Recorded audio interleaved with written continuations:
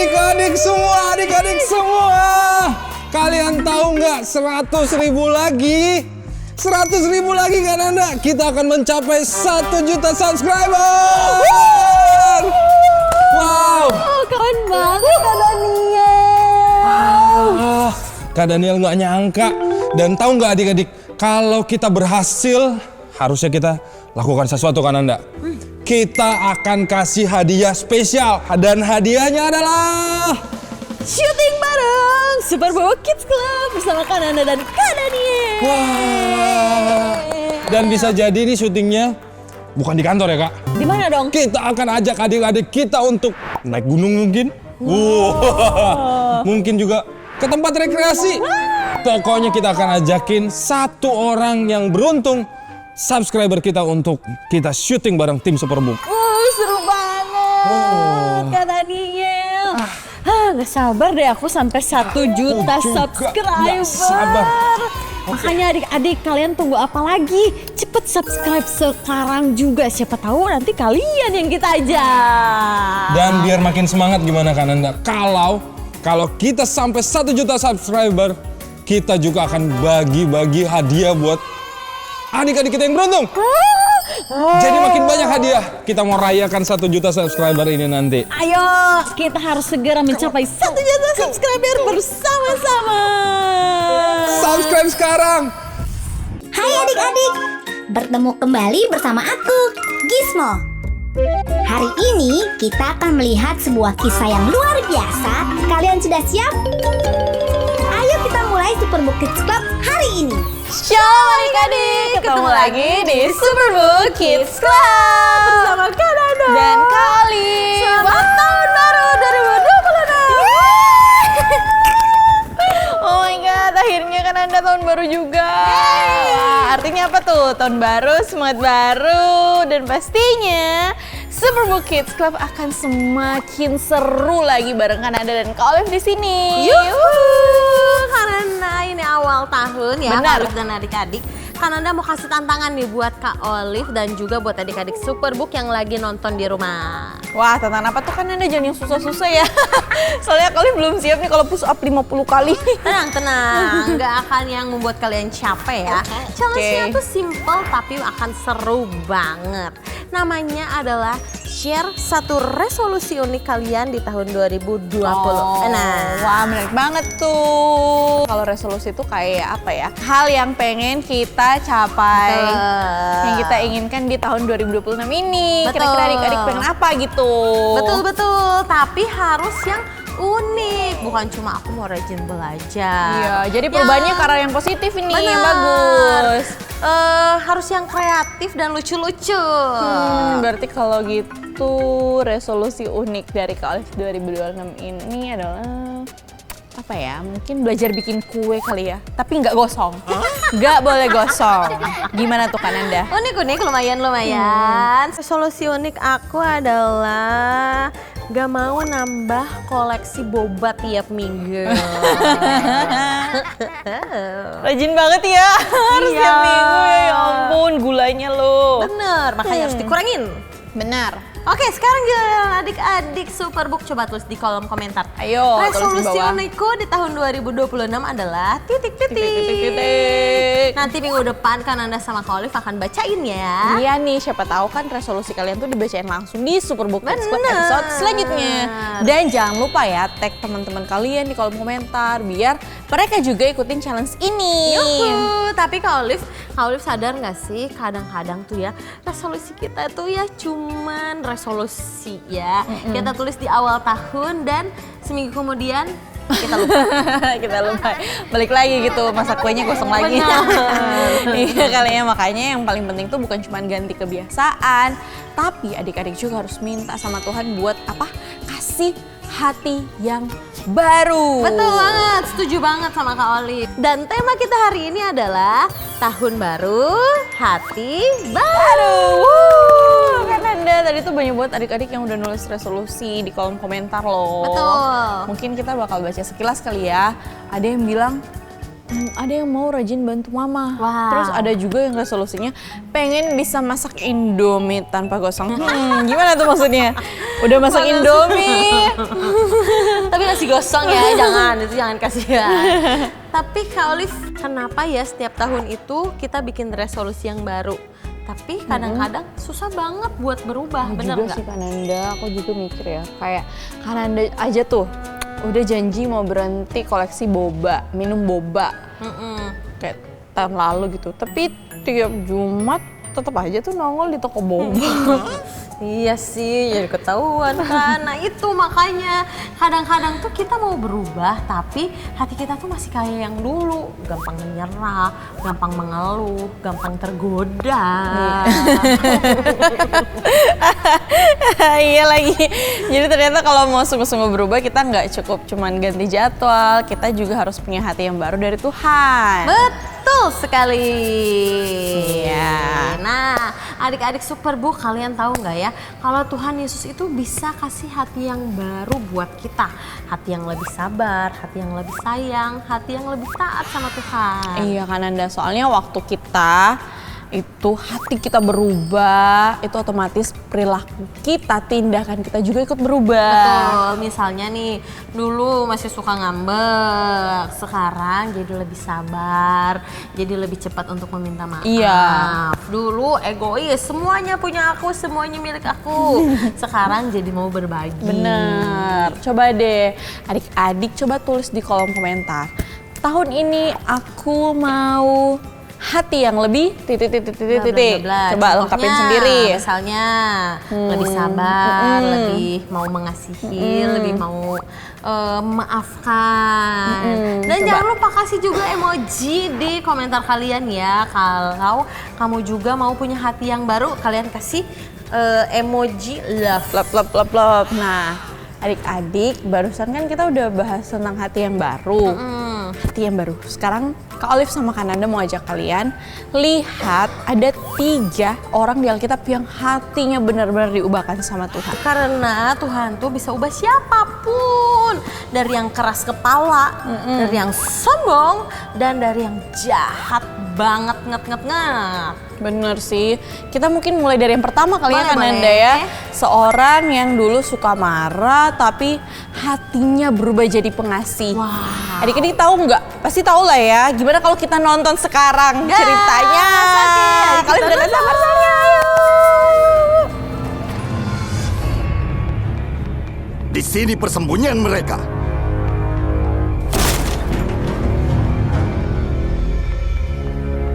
Hilang?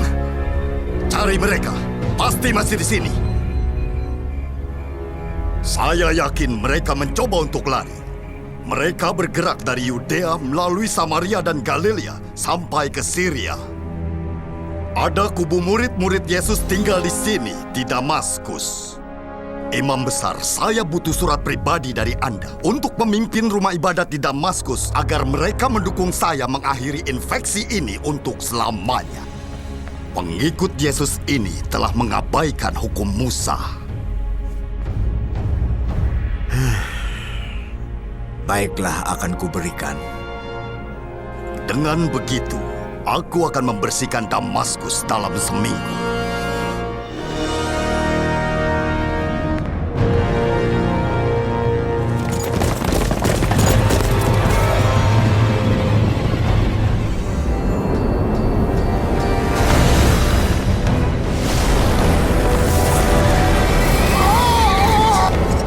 Saulus, mengapa engkau menganiaya aku? Kamu hanya menyakiti diri sendiri dengan melawanku. Siapakah engkau? Akulah Yesus yang kau aniaya itu. Tapi bangun dan berdirilah. Aku menampakkan diri kepadamu untuk menetapkan engkau sebagai pelayan dan saksi tentang segala sesuatu yang telah kau lihat dan yang akan kuperlihatkan kepadamu. Aku akan mengasingkan engkau dari bangsa ini dan dari bangsa-bangsa lain. Aku mengutus engkau kepada mereka untuk membuka mata mereka supaya berbalik dari kegelapan kepada terang dan dari kuasa iblis kepada Allah, supaya oleh iman mereka kepada aku memperoleh pengampunan dosa, dan mendapat bagian untuk orang-orang yang dikuduskan.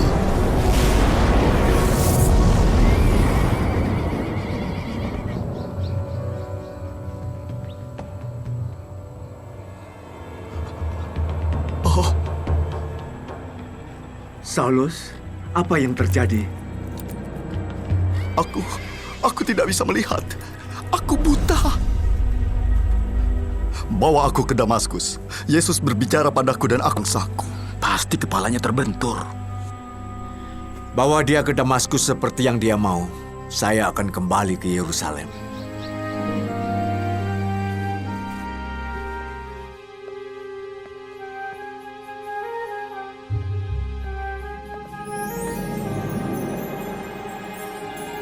Berkata Adonai Eloheinu meleka olah. Ananias, Saya di sini, Tuhan. mari pergilah ke jalan yang bernama Lurus. Dan carilah di rumah Yudas seseorang yang bernama Saulus. Ia berdoa dan dalam penglihatan ia melihat bahwa seorang bernama Ananias masuk dan menumpangkan tangan ke atasnya supaya ia melihat lagi. Tuhan, dia telah melakukan banyak kejahatan terhadap orang-orang kudus-Mu di Yerusalem. Pergilah, dia kupilih untuk membawa namaku ke seluruh dunia.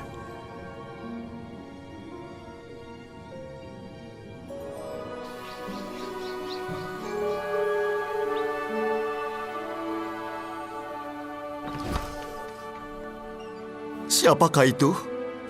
Saulus, Tuhan Yesus yang telah menampakkan diri kepadamu, menyuruh aku agar engkau dapat melihat lagi dan penuh dengan Roh Kudus.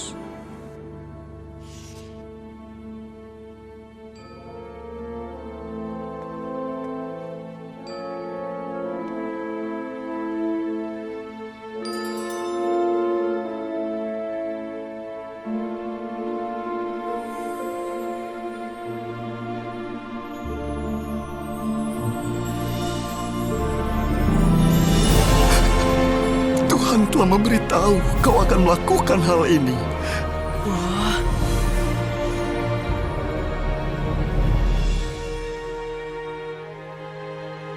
Sekarang apalagi yang kau tunggu? Serahkanlah dirimu dibaptis, mulailah hidup baru, muliakanlah Tuhan.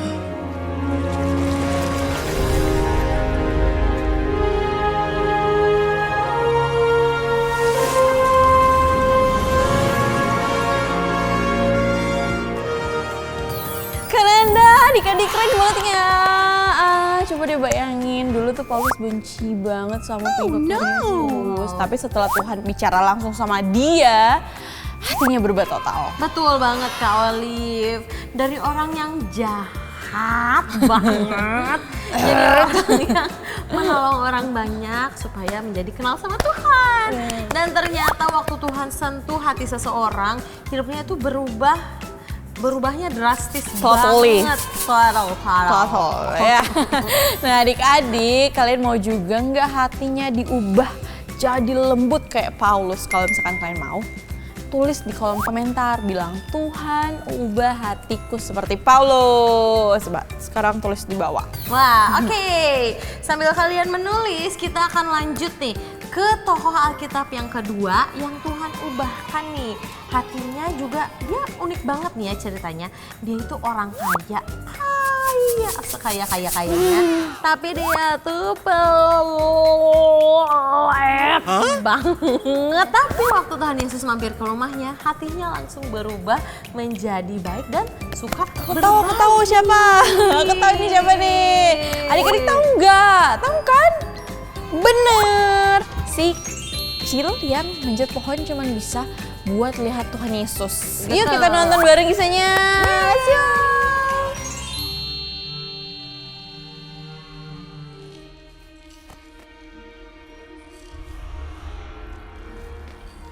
Bayar ke Roma apa yang menjadi milik Roma, dan kepada Zakheus apa yang menjadi haknya.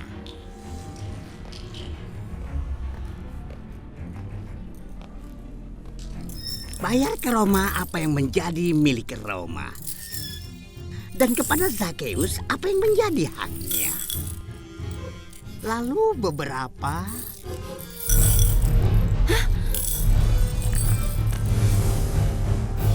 Ini untuk Roma dan sedikit tambahan untuk Zakheus.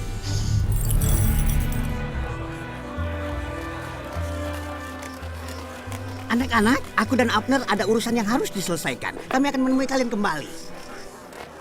Teman-teman, ada yang tidak beres. Apa maksudmu?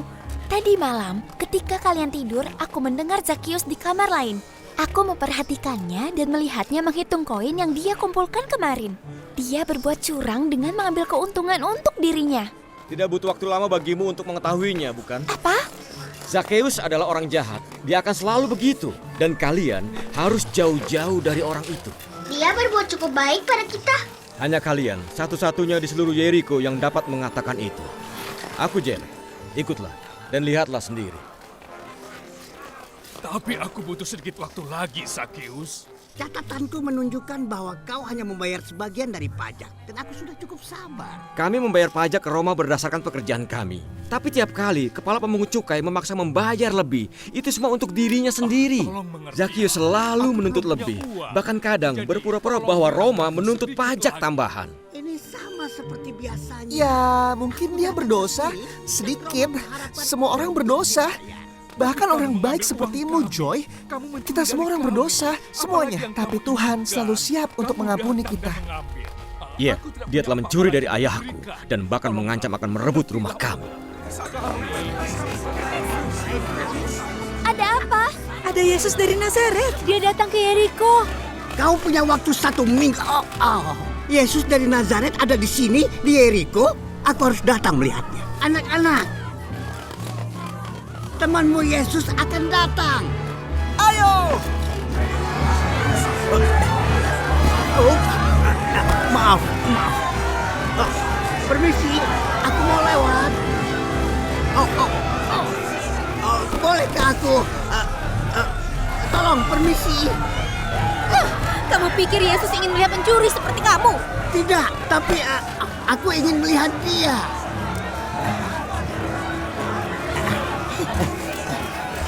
Permisi.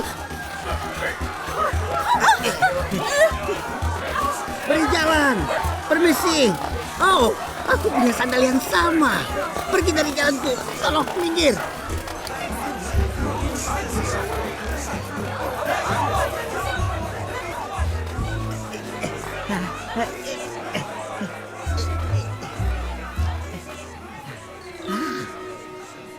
Sempurna.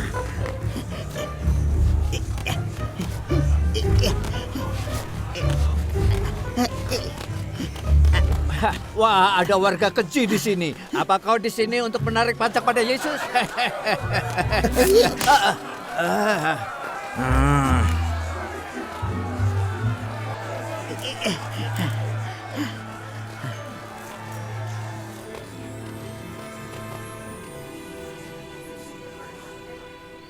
Guru, ada apa? Zakheus.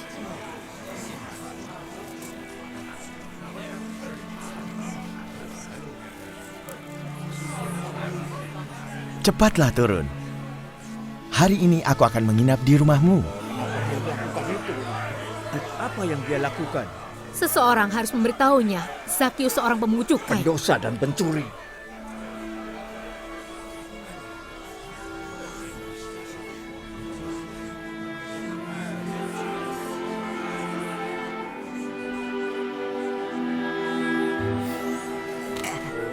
Aku datang. Engkau akan jadi tamuku. Tunggu aku, Tuhan. Aku akan turun secepatnya.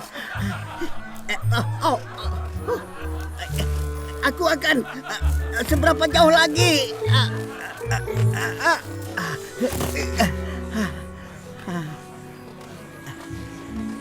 Aku rasa Zakheus belum pernah bertemu Yesus sebelumnya. Belum pernah sampai sekarang.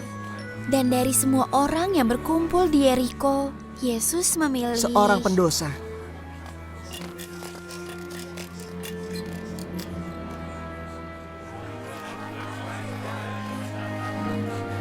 Ayo, kita harus pergi bersama Kenapa mereka. tidak? Kita masih jadi tamu bertemu di istana Zakheus. Tunggu. Kalian akan kembali ke rumahnya setelah yang kalian ketahui tentang dia. Kita semua sering berbuat salah, Jared. Kita berdosa. Ada yang berbohong atau menipu dan yang lainnya. Terkadang terlalu cepat marah. Mungkinkah Yesus dapat membantu Zakheus?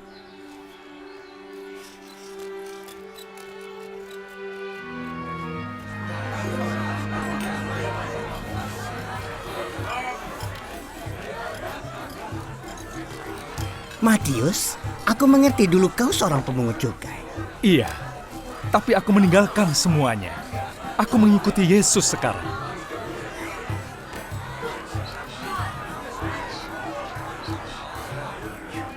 Kira-kira apa yang Yesus katakan?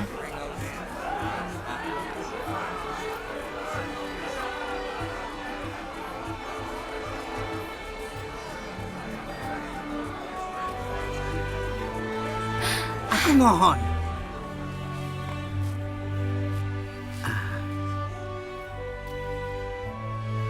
Aku akan memberikan setengah dari milikku kepada orang miskin. Dan sekiranya ada sesuatu yang kuperas, akan kukembalikan 4 kali lipat.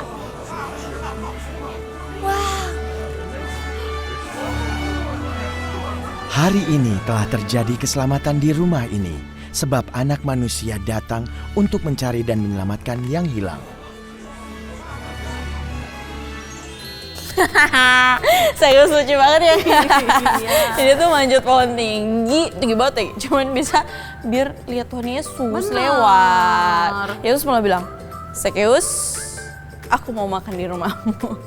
Dan sejak itu Zakheus hatinya berubah total. Dulu yang serakah, dia kan menipu juga ya. Tapi dia jadi pemurah, suka memberi. Keren sih. Nah adik siapa di sini yang mau belajar seperti Zakheus? Siapa? Coba jadi anak yang murah hati dan suka berbagi. Ayo. Aku. Kalau kalian mau, coba tulis di kolom komentar lagi.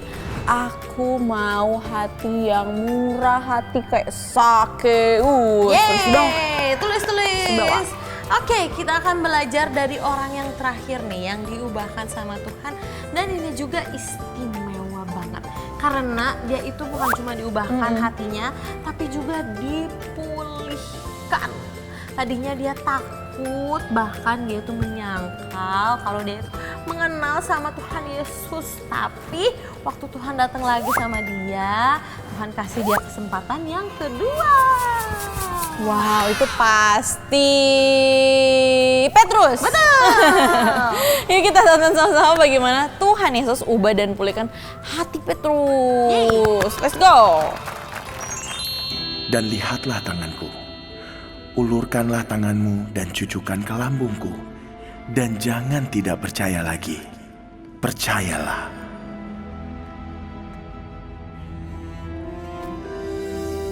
Ya Tuhanku dan Allahku. Karena engkau telah melihat aku, maka engkau percaya. Berbahagialah orang yang tidak melihat, tapi percaya. Itu luar biasa. Kenapa aku pernah meragukannya?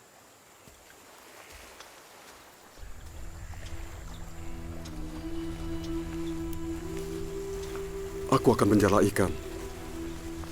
Boleh aku ikut? Ia belum dapat mengampuni dirinya. Kenapa? Karena dia menyangkal Yesus.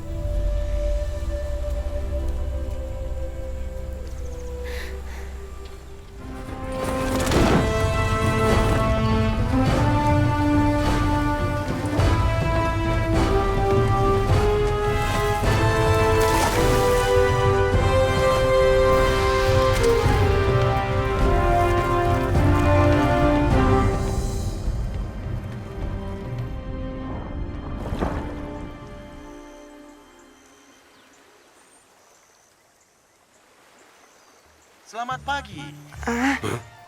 Siapa itu? Siapa itu? Siapa yang memanggil? Adakah kamu dapat sesuatu? Belum. Kami belum menangkap seekor ikan pun. Tebarkan jalamu di sebelah kanan perahu, maka kamu akan peroleh. Apa yang dia maksudkan? Kita telah menjala ikan semalaman. Sepertinya karena kita menjala di sisi yang salah. Ya, tidak ada salahnya.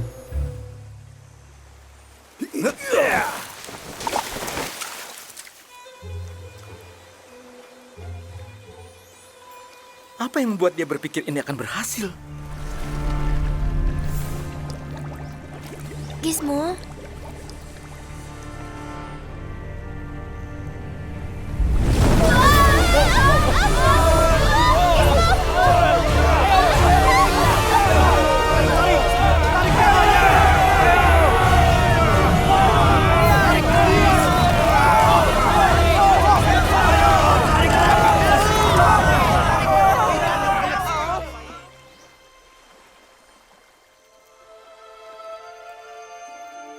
Petrus, itu Yesus? Apa? Hah? Guru.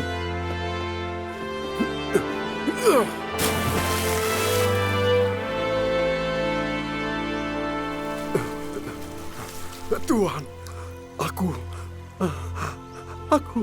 Bawalah beberapa ikan yang baru kamu tangkap.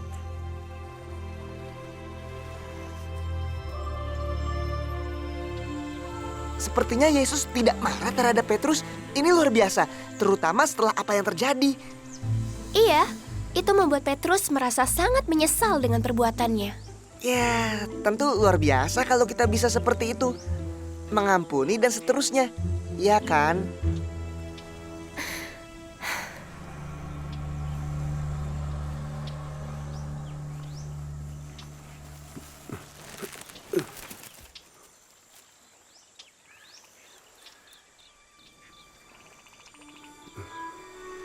Tuhan, aku...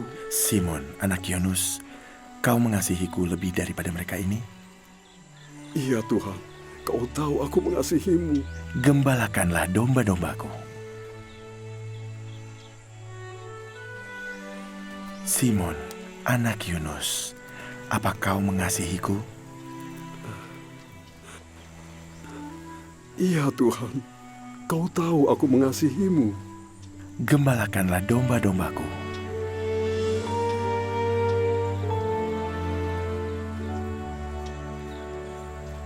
Simon, anak Yunus, apa kau mengasihiku?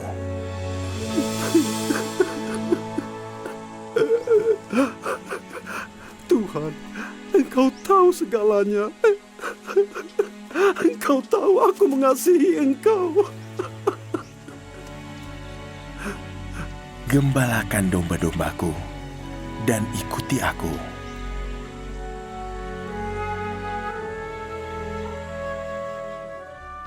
Wow, Kak Olive, adik-adik, aku merinding banget waktu lihat bagian Tuhan Yesus bilang sama Petrus, Gembalakanlah domba-domba. Tuh kalimatnya tuh penuh kasih banget ya. Tuhan gak marah sama Petrus karena udah menyangkal, pura-pura gak kenal. Tapi Tuhan malah memaafkan Petrus. Bener, Tuhan gak lihat masa lalu Petrus loh Kananda, tapi Tuhan lihat hatinya yang menyesal dan mau berubah. Betul. Nah, buat adik-adik Superbook, Tuhan juga mau begitu sama kalian semua. Kalau kalian pernah punya salah, kalian pernah sedih, Tuhan itu tetap pasti akan kasih kalian kesempatan yang baru untuk berubah. Karena Tuhan Yesus selalu siap kasih hati yang baru buat siapapun yang mau percaya Kananda. Betul. Buat adik-adik, dari 3 kisah tadi, kalian paling suka yang mana nih? Paulus, Zakheus, atau Petrus? Coba tulis di kolom komentar ya, terus kasih tahu kenapa kamu pilih toko yang ini gitu. Kananda nanti sama Kak Olive bakal bacain minggu depan. Yeay! Wah, Kak Olive luar biasa banget ya hari ini ya. Kita bisa sama-sama belajar kalau Tuhan itu bisa mengubahkan hati siapapun. Dari yang keras batu, dari yang egois tidak mau memikirkan orang lain, bahkan dari yang takut sampai mengkhianati Tuhan Yesus. Mereka itu semuanya bisa diubahkan sama Tuhan asal intinya mau datang kepada Tuhan. Bener, nah itu juga yang Tuhan mau kita lakuin di tahun yang baru ini? Wow. Ananda. Karena tahun yang baru, hati yang baru. Wah, 3 kisah yang tadi tuh luar biasa banget kan Anda? Aku suka banget tuh lihat gimana Tuhan ubah hati Paulus, Zakheus, dan sama Petrus. Benar-benar Kak Olive, semuanya tuh beda-beda banget ya. Mereka tuh punya kayak kesamaan. Kalau Tuhan Yesus itu sanggup mengubahkan siapapun. Benar. Bahkan yang kelihatannya nggak mungkin berubah ya. Bener, adik-adik tadi kalian lihat kan sendiri kan ya, Tuhan bisa ubah hati Paulus yang jahat, Zakheus yang pelit, dan Petrus yang takut. Bener, dan Tuhan juga bisa ubahkan hati kalian juga menjadi hati yang baru. Kalau kalian mau percaya dan izinkan Tuhan Yesus itu masuk ke dalam hati kalian. Bener, kadang kita mikir, Tapi kok aku udah sering marah atau aku suka males baca Alkitab. Bener, tapi tenang aja adik, nggak apa-apa, nggak apa-apa. Tuhan Yesus nggak marah kok. Dia cuma mau kamu datang kembali sama Tuhan dan bilang sama Tuhan, Tuhan ubahkan hati aku menjadi hati yang baru. Wah, nah coba deh sekarang tulis di kolom komentar. Tuhan ubah hatiku jadi baru. Biar minggu ini kolom komentarnya penuh dengan doa dan ucapan syukur dari adik-adik Superbook semua. Dan kalau kamu merasa Tuhan udah ubah hati kamu menjadi sesuatu yang baru, tulis juga apa yang udah kalian rasakan biar kita bisa bersyukur bareng-bareng. Bener kan Anda? Dari 3 kisah yang tadi kita belajar kalau pertama, Tuhan ubah hati kita yang keras jadi lembut, kayak cerita Paulus. Kedua, Tuhan ubah hati yang egois jadi murah hati, kayak cerita Zakheus. Terakhir, Tuhan pulihkan yang menyesal jadi kuat lagi, kayak Petrus. Betul, jadi tahun ini bukan cuma kita ganti kalender aja, tapi waktunya kita mengganti hati kita dari yang lama menjadi yang baru. Oke, yuk sekarang yuk sama-sama kita ucapin super kebenaran kita minggu ini. Oke. Ya. Tuhan Yesus bisa ubahkan hatiku jadi baru. Ini kan jadi lebih besar ya. Jadi lebih besar. Oke, ayo kan Anda bareng-bareng ya. Kita bareng-bareng ya adik-adik. 1, 2, 3. Super kebenaran. Tuhan Yesus bisa ubah hatiku jadi baru. Sekarang kita mau super ayat, kalian bisa ambil Alkitab kalian. Ayo, buka dan buka Alkitabnya. dari 2 Korintus 5 ayat 17. Coba kita baca bareng-bareng ya adik-adik. 1, 2, 3. Jadi siapa yang ada di dalam Kristus, ia adalah ciptaan baru. Yang lama sudah berlalu, sesungguhnya yang baru sudah datang. Wah, karena Anda ayat ini tuh indah banget. Artinya kalau kita hidup di dalam Yesus, Tuhan kasih hidup yang baru, hati yang baru, dan semangat yang baru buat kita. Yeay! Sekarang yuk adik-adik kita mau sama-sama berdoa. Karena Anda mau minta adik-adik lipat tangan, tutup mata, kita mau berdoa kepada Tuhan. Tuhan Yesus yang baik. Yesus yang baik. Terima kasih untuk hari ini. Terima kasih untuk hari ini. Kami belajar. Engkau Allah. Yang bisa. Mengubahkan. Hati seseorang. Tuhan tolong. Ubahkan hati kami. Menjadi hati yang baru. Yang penuh dengan kasih. Penuh dengan sukacita. Dan damai sejahtera. Dalam nama Tuhan Yesus. Amin. Semua adik-adik Superbook yang nonton hari ini di rumah, jangan lupa tulis di kolom komentar, tahun ini aku mau mulai dari hati yang baru dari Tuhan. Dan biar kamu nggak ketinggalan cerita-cerita keren dari Superbook, klik dulu dong tombol subscribe di bawah ini biar tiap minggu kalian bisa belajar dan bertumbuh bareng di Superbook Kids Club. Soalnya kalau kalian nggak subscribe, nanti Kak Olive bisa lupa resolusi bikin kue tanpa gosong lagi loh. Iya lagi, subscribe yuk biar kita bisa terus belajar dan seru-seruan setiap minggu. Kalau gitu Karana dan Kak Olive mau mengucapkan Selamat Tahun Baru.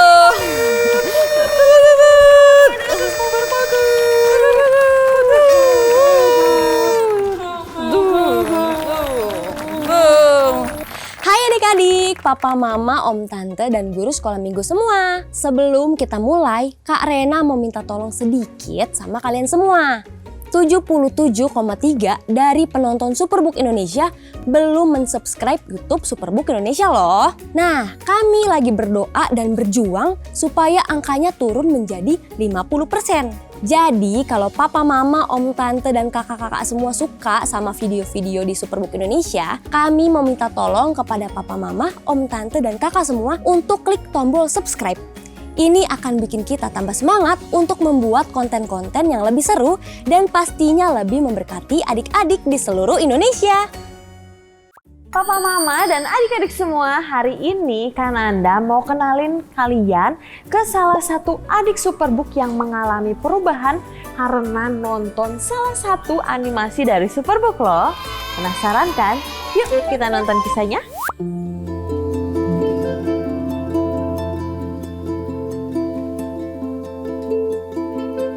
Bagi teman-teman Kiel, sebuah ejekan hanyalah sekedar canda tawa. Namun tidak bagi Kiel. Perkenalkan, nama saya Kiel, kelas 5, umur 11. Suatu hari, Kiel mengalami satu kejadian yang membuat dia sangat terpukul.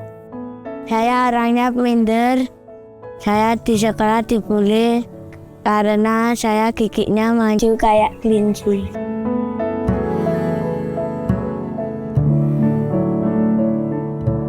Saat di sekolah saya disuruh gurunya mingkem tapi saya tidak mau mingkem. Saat saya mingkem, saya tidak bisa napas. Waktu aku diajakin, teman-temanku pada ketawa. Perasaan aku marah dan sedih.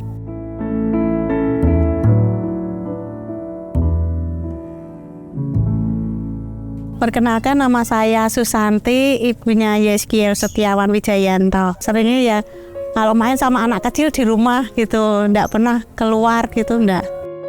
Apa nanti kalau sudah menjak remaja, saya takutnya nanti dibully teman-teman, nanti dinano teman-teman. Saya tuh takutnya ya gitu. Ya memang sih saya kalau dimarahi, kalau dianu diem aja ya, enggak usah bales apa, enggak usah apa. Bertahun-tahun Kiel menyimpan semua perasaannya dalam hati. Sampai suatu hari, ia diajak mengikuti sanggar belajar School of Life di dekat rumahnya. Di sana, ia bertemu dengan satu kisah Alkitab dari Superbook yang menyentuh hatinya. Saat aku pertama kali di School of Life, saya malu dan takutnya diejek sama teman-temannya. Ketika saya datang, ternyata saya tidak diejek lagi. Ketika di Seoul, saya suka pelajaran membaca Alkitab dan melihat Superbook. Aku sudah berubah. Dan sekarang aku tahu kalian juga sudah berubah.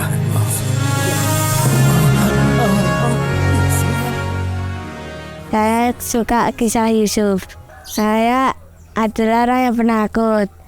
Mesti saya diejek-ejek sama temannya. Setelah itu saya berdoa agar saya menjadi pemberani. Belajar mengampuni seperti Yusuf. Dia sudah mau ikut pelayanan, bahkan sudah ikut doa ketika kumpul sama teman-temannya, sudah mau bergabung dengan teman-temannya. Dia sudah mau belajar mengampuni. Kayak Yusuf juga mengampuni saudara-saudaranya. Sekarang aku di sekolah menjadi orang yang bukan pemalu. Sekarang aku sudah tidak diejek lagi. Saat saya diejek lagi, saya sudah mengampuni orang itu. Tuhan, saya mau mengampuni teman-teman saya yang lagi membuli saya. Berkati dia agar menjadi orang yang bukan mengejek aku lagi.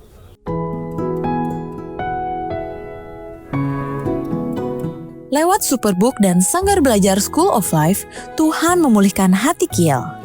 Kini, Kiel terus bertumbuh dengan penuh keberanian.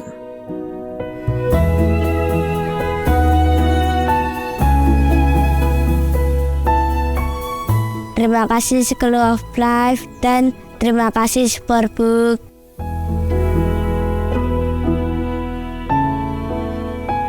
Papa, mama, Mama semua, kisah luar biasa tadi bisa terjadi karena dukungan dari papa mama semua.